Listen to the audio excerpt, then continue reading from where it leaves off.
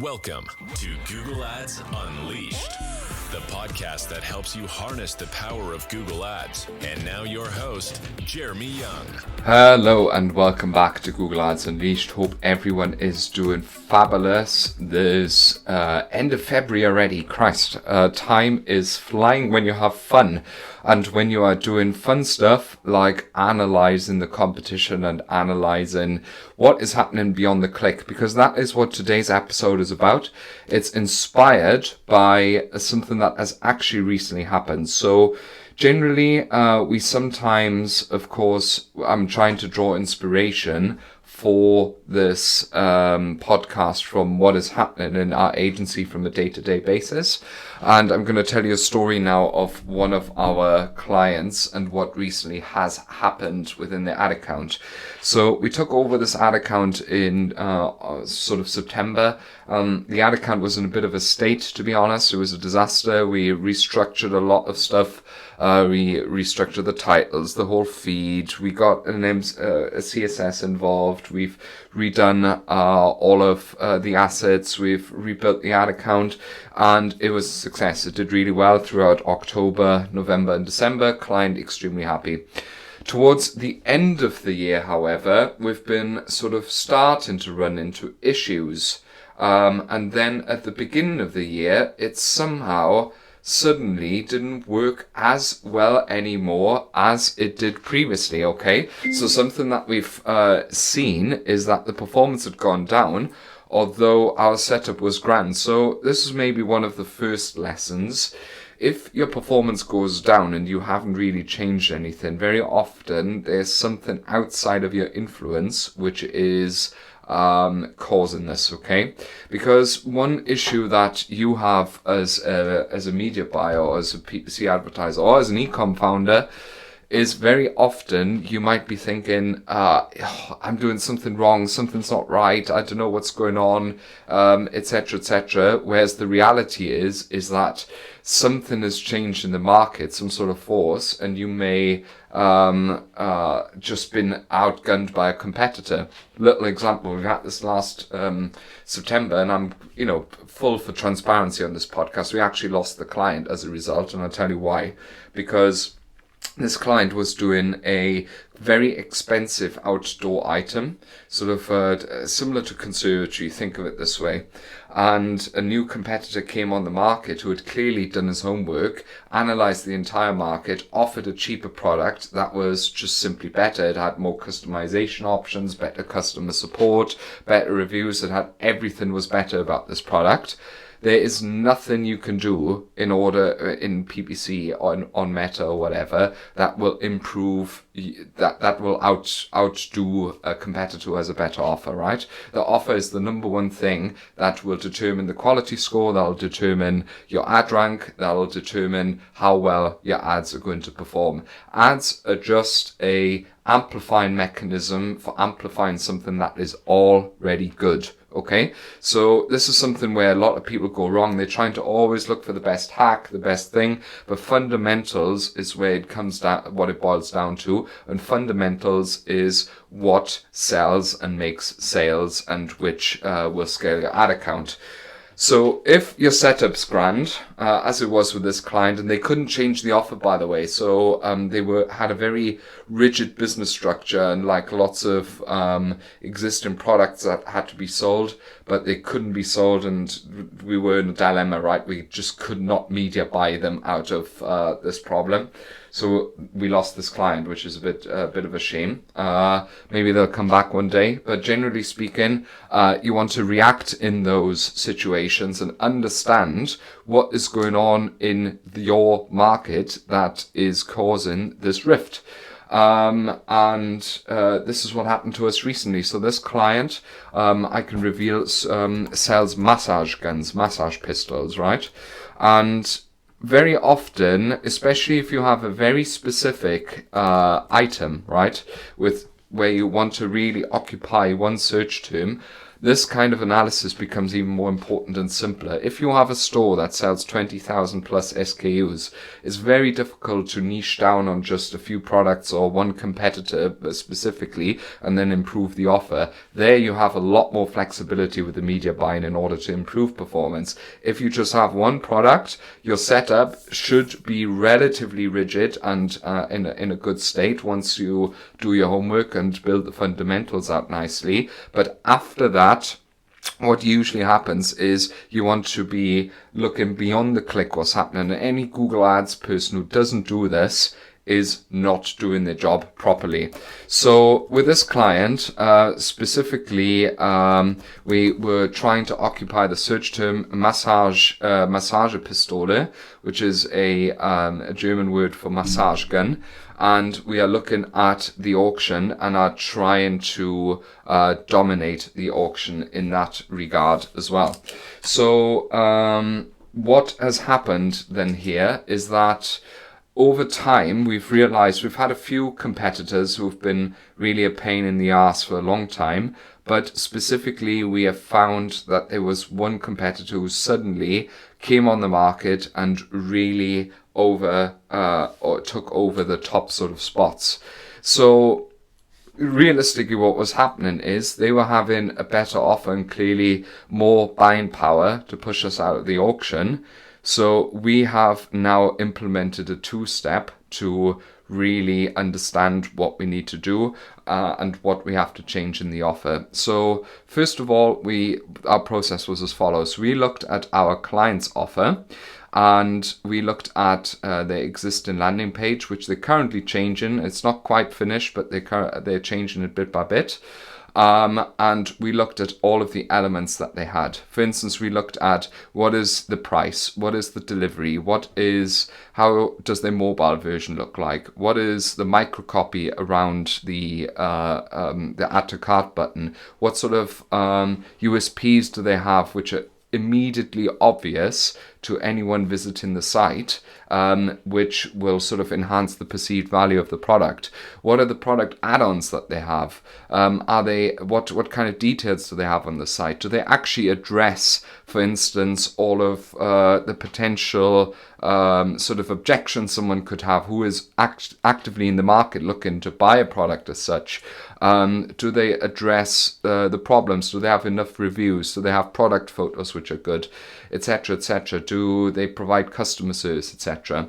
So we've put a list together of all of these various things and a few additional comments around those, which has really stood out to us.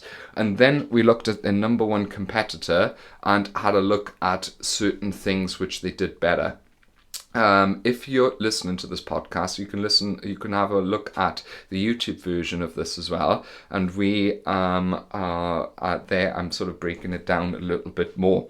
So first of all, a few things jumped out to us straight away. This one here had some sort of product, some sort of photo or some sort of thing in their product photos, which gave us like a seal of approval of some sort of independent agency in Germany that tests products, right?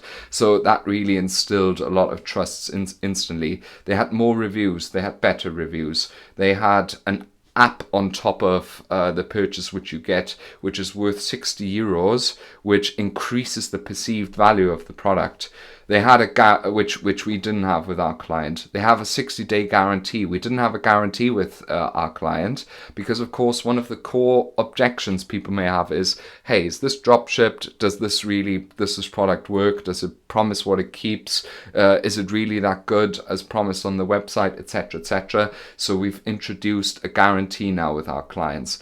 This new competitor had a free next day delivery, so we upgraded that as well. It doesn't matter that we're charging more. We increased the price actually of our product now to compensate for those USPs, but that's the whole point. You want to increase the perceived value of this order, especially if it's something like a massage pistol. People, you got to imagine who's buying this. Someone who's in pain, who's constantly, I'm aching, my back's tight, whatever. You want to create a product experience that solves this sort of issue that they're having, okay?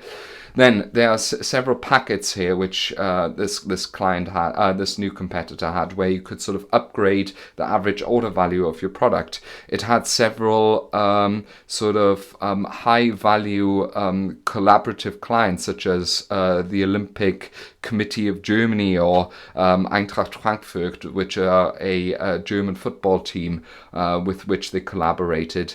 They've offered 50 detailed videos of their experienced coaching staff within the app that you get for free. They offered customer service, 60-day money back guarantee, free delivery, all of these features which we don't have. Then they offered reviews of 50,000 happy customers and actual proof. Show don't tell is one of the core things in marketing, which our client also did not have. They offered customer support via chat as well, not only via telephone. They've got PR backing them up, so they've got reviews on the site where it says, hey, from different sort of magazines, online magazines, why this massage gun is better than all the other things. It has a video of how the massage gun works and what it can do. It has even video testimonials of other clients, of prospective ICPs, ideal customer profiles, which improves sort of the trust with the target audience. It actually has more features than our existing client, and it also has better reviews in terms of product photos. So they allow their customers to take photos with their reviews, and also they have better objection handling on the site. So we've compiled all of this now for our client, and he's actively implementing all of these things. And this is part one of how we're going to fix this issue. So we've analyzed what the issue is, where it's come from. We've seen this in the auction insights. These guys weren't there last year. Then suddenly they were there this year, and performance has gone worse with the exact same setup. So clearly there's some sort of independent issue going on. So that's the first thing, and we're fixing the post-click experience. That is super, super, super important. Now, it's only part one of the bill. Part two of the bill, which a lot of people don't really do or sort of don't think about enough, is that you have to get back into the auction, okay? Because what happens when you actually determine, okay, this is the issue, this is what I've done, this whatever, etc., has to be implemented. The next step that you have to do is to get back onto the podium, 1, 2, and spot number 3 within the SERP. And the issue is that what we're having right now is that the algorithm now has been really conservative because it's learned from a low number of sales. It's been struggling to generate sales, etc., etc., etc. Now, in the next step, it needs to sort of recover, okay? And in order to recover, you need to be temporarily more aggressive.